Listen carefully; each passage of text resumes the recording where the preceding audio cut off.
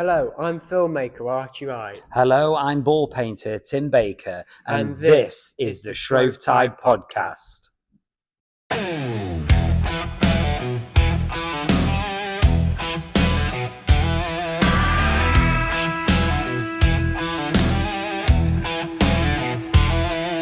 They all play hard, they all play well, but there's always stories to be told. That is why I have the great honor to say, Archie Wright and Tim Baker, are you ready for the stories? Who will the guest be today? When the ball is robbed in red, white and blue, and the Englishman tries his best, the players get stories, which is why we are here. Archie Wright and Tim Baker. Who is the guest today?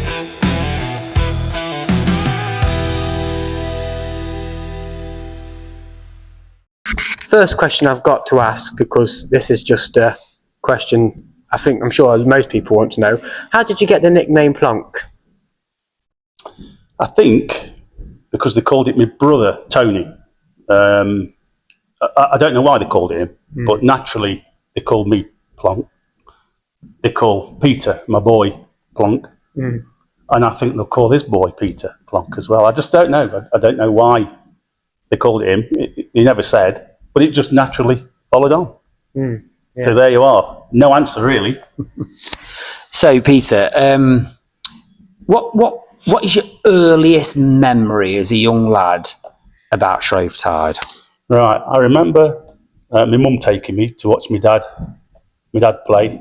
I remember being on the riverbank at Thomas Field and watching it, get a bit older, and then I've seen the others. You want to go and touch the ball and show your mates. That's definitely happens. But my Shrove Tide memories really as a boy is we used to play Shrove Tide 2 weeks before down Tin Town and 2 weeks after. Yeah. And when you scored the ball, you took it home for the night. Really? Yeah. So you played with just a football, obviously. Yeah, played with a football, but we used to go all over Tin Town, playing on the roads, and there were loads of us all together. Amazing. I'd be about 6 or 7. Well, as you know, Peter, I'm a Tin Towner myself, and we actually did that as well. Not all over the whole estate, but we certainly played it upon George Street with, believe it or not, a plastic ball that I used to paint. That's Brilliant. That's a great memory, you see. It's true as well. Yeah, and people forget that. I wonder if they still do it, Tim. I wonder if kids play.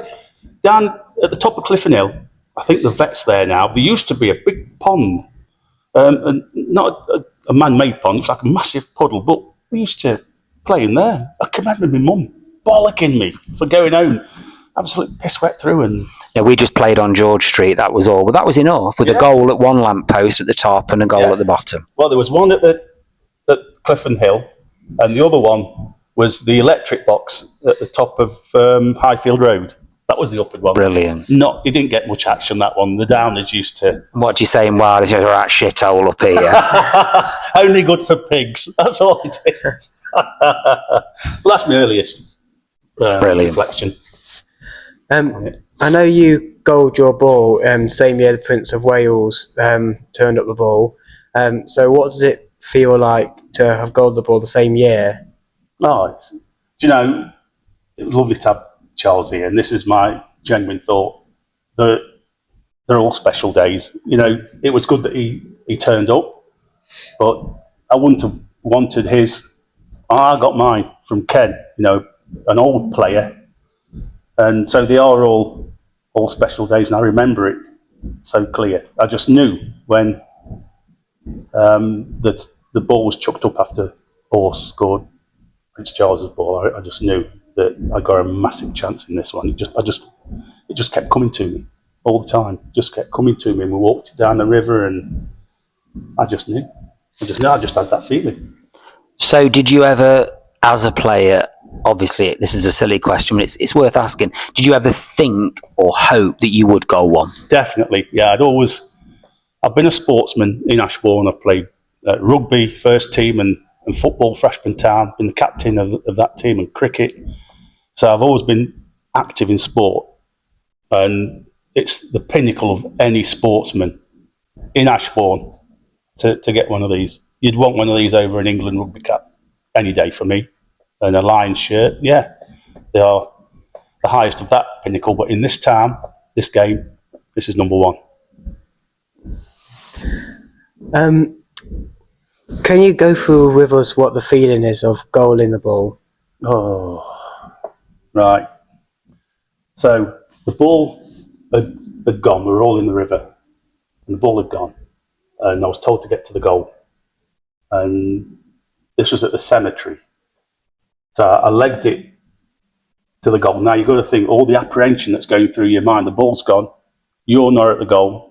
Somebody might just come in and score it. So you've got all the apprehension. And when you got there, you've got the tension of waiting for the ball to come in. Have they been stopped? Has it gone the other way? So there's loads of things that go through your body. It's not really until you've scored it and you can let it all sink in that you actually relax and enjoy it. Because I didn't enjoy it up to the build up, for the ball coming in. It was just so much. I didn't know what was going on, and you didn't know if they'd been stopped. You didn't know if they'd run off with it, but it did come in, and I was just so lucky to score it. So happy, and it's been one of the best things that's happened to me. So yeah. So thinking about players, we're asking this question to most people. It's a repetition, but it's good to get different answers. You can name one. Who is the most formidable player you've played with and against? Oh, Tim. I played in an era where there were so many good players. Aircut, Paddy Kerr, Darren Waring. I was lucky enough, I played when Ernie Grant was playing. Upwards, Mick Wright, such a fit lad who, you didn't think that he trained that much, drinks like a fish and can run like that. I just have to say two. Yeah, go for it. I'm going to say Mark Harrison and Darren Waring for the Downwards. And I'm going to say Mick Wright and maybe Billy Ratcliffe. Tough man. For the upwards. Yeah, for the upwards. And you've got to I'm sorry, but you've got to throw Paddy Kerr in that because he was an absolute legend. I'd seen him skipping over hedges, like hurdling them. Like we're all trying to go under him. He's hurdled them. Yeah. Like you say, he just caught me because I played, I think, with the best players, the most physical players, the fittest players. It's really difficult to put that question into one. It is. Great answer. And I look at families that play, Lehmans, all them balls they've got in that family. Browns, Terry and Alan, Harrisons. Yeah. What makes them stand out? Ferns. What makes them stand out? Absolutely. There's just too many, honest. Yeah, it's sort of like what we're asking, but we've picked some good names there and names that have been picked before, so credit to those people for being picked again. Definitely good players. So let's talk about players that you watched before you played then. Who do you reckon those ones are? Yeah, well, there was Pete Harrison. I remember watching him, and so he scored 4 balls, I think. Tough and fit. He could run, he could fight, he could hug, do the lot. There was Paul Armstrong, upward. He scored 2 straight tie balls. He was a fit lad, so I used to look at them and think how well they played. Ray Storer, another one. He could run. John Grant, Ernie Grant, and young John, they were a tough Shrove-Tide family who played hard. As long as I played with them, I watched them when I was younger. I can remember seeing Charlie and Tommy Allen upwards. They were always fighting and being pests. But yeah, they were the ones that I remember watching when I was a kid. Yeah. So how do you feel then, going back to those days when you were a kid watching these iconic players that you've just listed? How do you feel the game today, in 2025 stroke nearly 2026, has changed to how when you played it and certainly when you watched it when those older generation were playing? You're right. It's changed so much. It's virtually a sport now. You know, they train all year round. Whoever runs off with the ball and can do all that running and score it, they 100% deserve it, because they haven't just trained for that day. They've trained all year round. And that takes a lot of commitment for people who work, you know, in the week. So it's changed. The way the game's changed now, and the rugby clubs had a big influence in that. They played this hugging game where they kept spinning it and turning it, and they got that from the rugby. So that's changed. I remember when I first started playing, there were no such things as meetings. You turned up, you played. If you played well, then you got invited back to earn your grants, and they had a party every Shrovetide, every Tuesday and Wednesday. And if you got invited back, you'd done well. So that was your sort of getting on the ladder, stepping up as you play. Now there's meetings on meetings on meetings. Yeah. Too much strategy, maybe. Yeah, well, yeah, maybe. But it worked this year, didn't it? Hey? Yeah, it did, yeah. So on that note then, what do you reckon the future of the game will be? It's very important that we all look at how we play this game, because we're so lucky to play Shrovetide. I look at other towns and there's absolutely nothing that could want me to stay in that town. I look at the community we've got here, and I look at the game we play. It's all together. I think, what a great thing. You know? And it's so special that we have to keep it. And that means we've got to look after it, we've got to fund it, and we've got to make sure that we play it properly. No damage.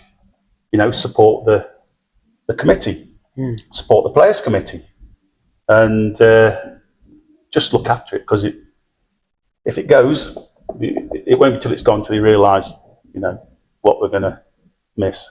It's a great game. Brings all the community together. So, Peter, when you were playing, obviously you played in the river as well. Were you one of these 1980s wetsuit wearers? No, I tried some wetsuit socks once, but I've got size 15 feet, so the toes were like that, so I didn't take to them. But I didn't wear a wetsuit. So when you go in the water, just explain to the people at home watching this who probably don't play or watching this that don't come from Ashbourne, what's it? You know, you go in the river on a cold day in February, and I mean, let's just imagine it's a bit, and I'm sure you've been in rivers that have been bitter cold. What does it actually feel like from the moment you get in to maybe a couple of hours later? Yeah, well, you're drawn in by this ball first, so you don't really just step in. You pile in because you want to be first on this ball, really, so the cold shock doesn't really get you. And as you keep going, yeah, you do feel a bit cold, but the only way to combat that is to get in the hug and get in the middle of it, and that does warm you up a bit. The heat from everybody else, and so it's not that much of a. Any funny smells? Oh God, it's horrible.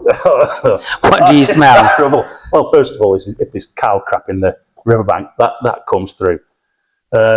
Farmers who go in the river, they stink of cow shit, and garlic and bad breath. But you've got to. That's just for me. No, you've got to. Beer? Yeah. Oh, beer. Well, do you know something? When it used to go in the river, when I first started playing, about 17, 18, when I, got in a bit, people used to bring whiskey flasks in.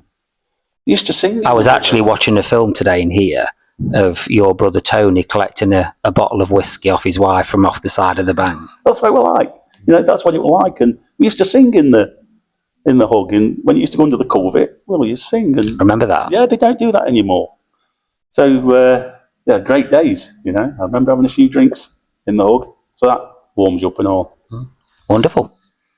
What's the coldest Shrove Tide do you reckon you've played? Talking about this the other day, and I can't remember what year it was, but I think it was in the 90s.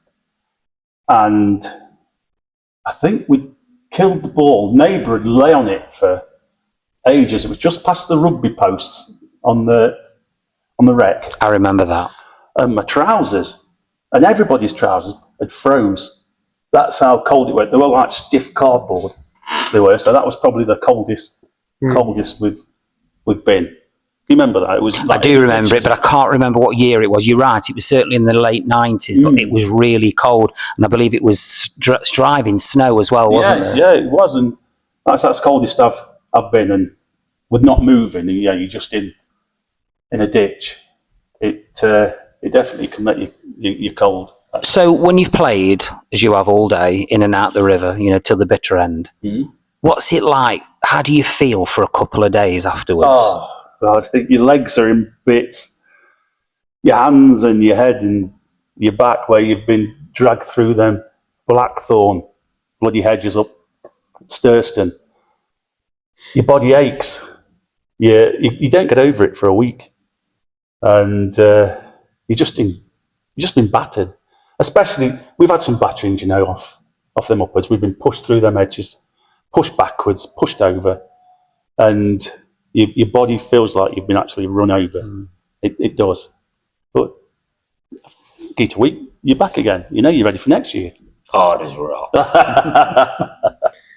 Have you had any major injuries after playing or during playing and just carried on? I won't say major injuries. You have the old ankle go over, where you've rolled your ankle. I've had that one. That's about it, really. My knees are shot, but that's an age thing. I've played a lot of sport, but I've carried on with a rolling ankle, as I think most people have, but no major ones. Touch wood. So, in all these years you've played, can you regale us with any funny stories that might be humorous and clean? Well, I've seen a couple of the things you've done before, and we've all seen the funny ones. But I'll take you back to I think it was Tomo's ball, '95, and I play rugby, and there was only a couple of downers in the rugby team, me and PK. Gary Waring, I don't know if he was playing, young pup, he was down, but they were the only ones. And we'd won 1-0. And we had to wear, I think it was a cup match, so we wore blazers and your mustard trousers, I think people might remember them, and shirt tie. And we were getting changed, and under my blazer and shirt, I got a t-shirt, and it had got 1-0. On the back, it had got, "You're not singing anymore." And so I got changed, and I stood there. And I stood like this. And I saw Mark Ellaby look round, and he double take, he did. And then he come for me, and then they all just piled on me, ripped my shirt to shreds, stripped me off, and chucked me out of the changing room. They did. And I looked round to see where PK was, my wingman. He was sat down in the corner, laughing. But that's a funny story. Not really linked to play, but it just shows you what it is with the sort of banter you can have. Absolutely. I remember them playing Piggy in the Middle with me in the fish pond. I think it's on one of them bloody videos. And make a right fool out of me. They did. That was funny. Yeah. And let's go back to sort of goal in the ball. If you had the opportunity, do you still play, by the way? Yeah. So if you had the opportunity, would you goal another ball? No. Too precious. Too precious. I've had my time. I've got a photo of me passing the ball last year to Ted, and that was such a great thing. So yes, I still play as best you can, but no, they're too precious. Let's get more people scoring. you know, and 'cause it's such a great feeling, and you're so lucky to have a ball. Yeah. But no, I wouldn't want another one. So do you think, Pete, which is, in your opinion, is the greater privilege for an Ashburnian, to goal one or to throw one on? Oh, that's a tough one. For an Ashburnian, goal in a ball has got to be your very, very top. But, you know, I scored a ball. I don't think I'll ever get the opportunity to turn the ball up. You know, so maybe that is the ultimate. You have to be invited to do that. Maybe that is. I think the great privilege is either way, but very different. Aren't Yeah, I think they are very, very different. They are. But I went to a few lads turned. Cluck went to when he turned his ball up. Paddy and Callas and Tomo. Must be a absolutely great feeling to do that. all well-deserving people too. Oh God, yeah, they've done a lot for the game, haven't they? They really have. Yeah, good people. So what would so if you got offered to turn up the ball, what would you deny, or would you say you would? Oh, I'd be all over it. Yeah. I'd be all over it. I would. It's such a great honour. My brother turned the ball up. That was a rush job, wasn't it? It was a rush job. Yeah, it was. Did Margaret die? Yeah, what happened was, Archie, Princess Margaret died, didn't she, Pete, on the Saturday. The Shrovetide was on the Tuesday and Wednesday following week, and the Prince of Wales was due to come. He hadn't been the first year because of foot and mouth, and this was the second year, and we thought second time lucky. And Princess Margaret sadly died on the Saturday, so he wasn't allowed to come to something jovial like this because in a period of mourning. So Tony Millward, Peter's brother, was selected as he was the mayor that year to throw the ball up in his place.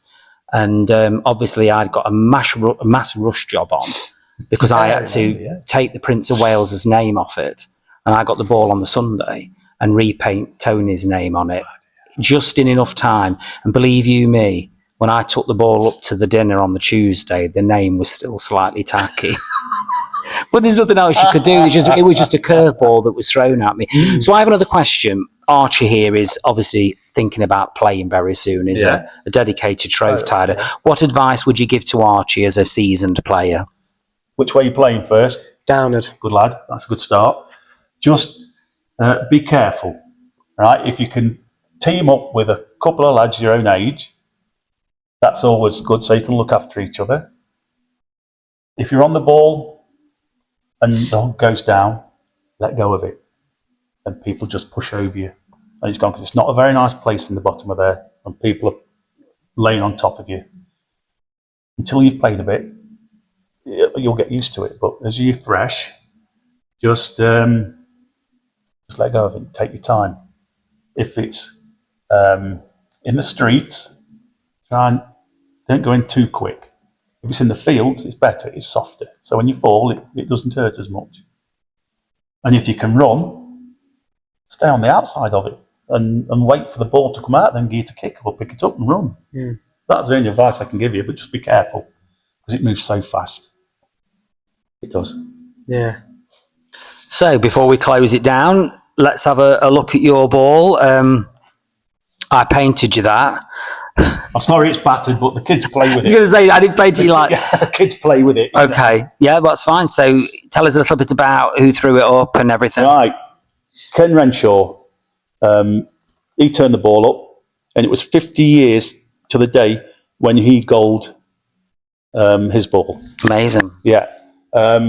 He asked me to keep this side for him, which I did. And I added a few more things on. This is the Burma Star, which Ken won in the Second World War. We added Bill Slim, his general, and we also added the Forgotten 14th Army badge. And I know Ken's Shrovetide ball was just leather, brown leather. And I know when he saw this, what I'd done here, he replicated it on his, which was another great honour as well. We've got the crown, and where I scored it at Clifton Mill. I was in the fire service for 20 years, So I've got the fire service emblem.